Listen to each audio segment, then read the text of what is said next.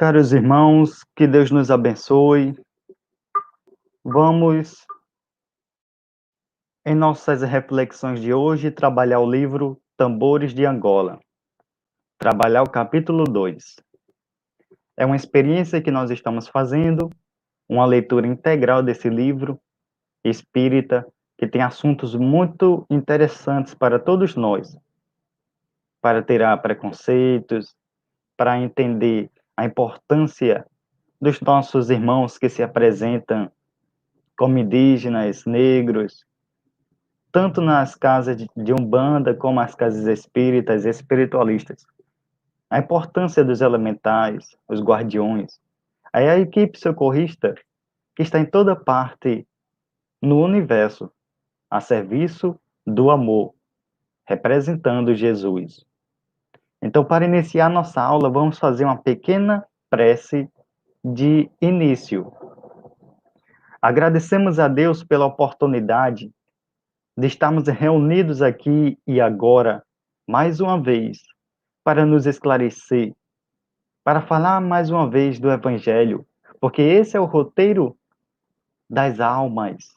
E o representante maior desse Evangelho de amor e da verdade, o nosso Mestre Jesus, o médico das almas.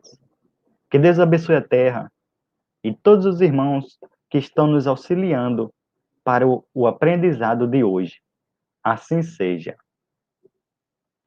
Vamos trabalhar o capítulo 2 e se chama Mãe Odete. É o capítulo de hoje. Vamos lá. Ione dirigiu-se à casa daquela que dizia ser sua mãe de santo. Tentaria algo em benefício de Erasmino. Encontrou Mãe Odete em meio a um ritual de magia e resolveu esperar. Passou-se muito tempo, quando então foi atendida pela mulher, que se dizia conhecedora dos mistérios da vida e da morte. Pois é, mãe Odete, eu queria muito ajudar essa família e resolvi recorrer à sua ajuda, a fim de fazer uma consulta para Erasmino. Quem sabe a senhora não encontra um jeito para ajudar? Eu aposto que é caso de mediunidade. Vamos consultar os guias, minha filha. Antes de ele vir aqui, vamos fazer uma consulta e ver do que se trata. Você sabe que às vezes tem casos que nem nós podemos resolver. Como não pode? Então, a senhora não é dona dos espíritos? Dona? Eu apenas faço contatos com eles. E eles me dizem o que fazer conforme o caso. Mas dona, eu nunca disse que era. Feitos os preparativos, Odete, a mãe de santo, sentou-se numa cadeira em volta de uma mesa com toalha branca, onde havia uma pequena peneira com conchas dentro e colares em volta. Uma pequena campainha foi acionada. Era o sinal de que Odete estava entrando em contato com os espíritos, os seus guias. Pronunciava palavras numa língua incompreensível para Ione, enquanto balançava a campainha. Juntou as pequenas conchas nas mãos e jogou-as dentro da peneira. Incômoda, incômoda sensação dominou as duas, enquanto Odete olhava o resultado da queda das conchas. Arrepios intensos percorriam os corpos das duas mulheres, enquanto estranha força jogou Odete para longe da mesa, para espanto de Ione, que ficou extremamente assustada com o ocorrido. Nunca vira algo assim. Quando Odete se dispôs a consultar os espíritos sobre o caso de Erasmino, estabeleceu imediatamente a sintonia mental com o caso e atraiu para perto de si a entidade que acompanhava o rapaz. O espírito aproximou-se com intenso magnetismo primário, cheio de ódio, porque alguém queria interferir no seu caso.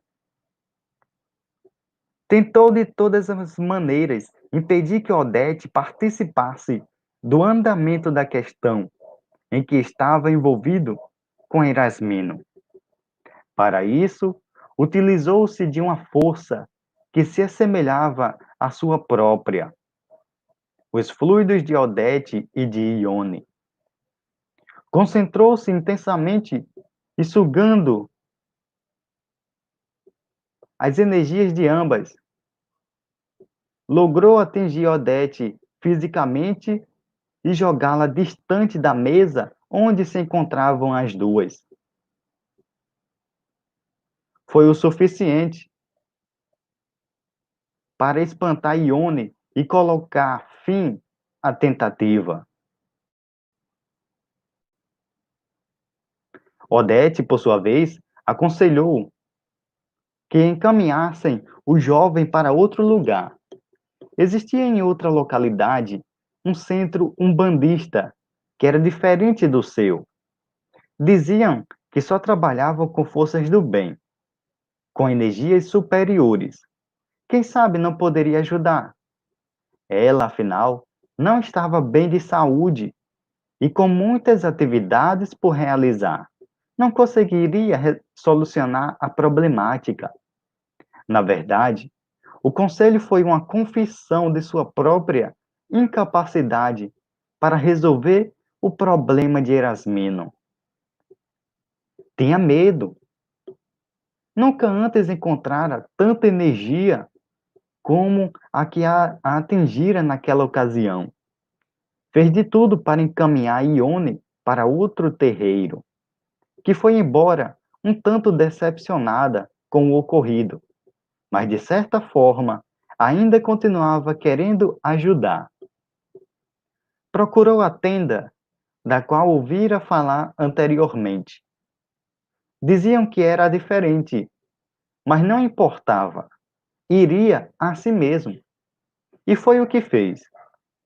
Procurou se informar direito e assim que pudesse, iria conduzir Dona Nikita e Erasmino ao tal lugar. Com prudência, frequentou algumas sessões antes de indicá-lo à amiga e depois de algumas dúvidas esclarecidas. Resolveu então indicar o caminho a Dona Nikita e a família. Foi providenciar o caso ocorrido, com Mãe Odete e Ione. Muitas vezes, circunstâncias adversas são emissárias de oportunidades de acerto encaminhadas às vidas das pessoas.